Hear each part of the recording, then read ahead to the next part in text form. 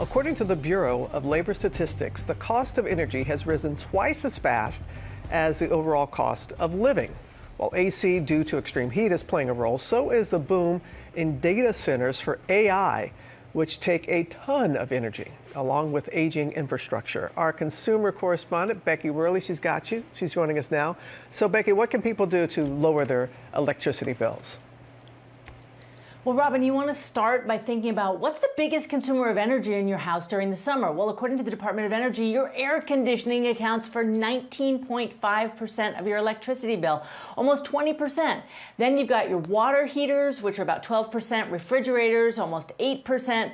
So to make the air conditioning cheaper, a smart thermostat like a Nest, it can save you about 10% because it automates the efficiency, turning the temperature up when you're out and cooling the house down when you're at home. They run about $80 to $110, and I installed ours without an electrician. Next tip, if you want to find air ducts that are leaking, I use this HVAC thermometer. It's about 40 bucks. I can check all the ducts under the house to make sure there aren't any areas that have rips or holes that are blowing out cold air. And I did find a few, so the old metallic tape, 10 bucks, did the trick. I just wrapped those holes up and shored the leaks up. So that's really what you want to do to fix the AC. Yeah, you sure are handy around the house, I got to say that. But okay, so that's the AC. So Becky, what about the water heater and refrigerator? Any hacks there?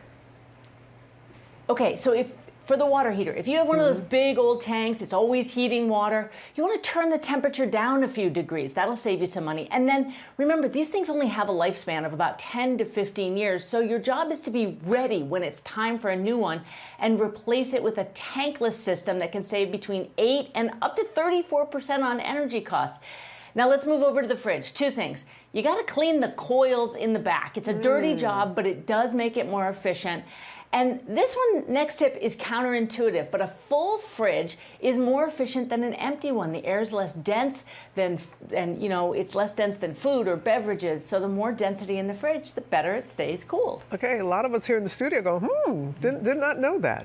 So what about so-called, the vampire power? All the gadgets, gizmos, they just drain power throughout the house, Becky.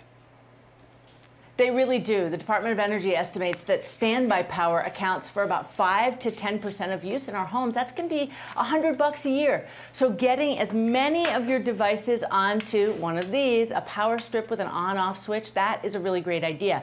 But what I love are smart plugs. These cost about $9 each. They connect up to your Wi-Fi, and you program them with an app on your phone to turn on or off on a schedule. It really is set it and forget it.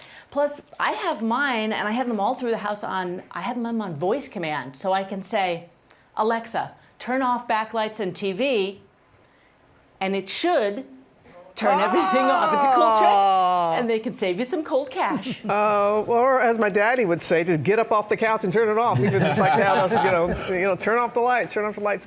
All great hacks there, Becky. Thank you. Get out of the jar. Come on, Alexa, come back on. All right. Thanks, Becky.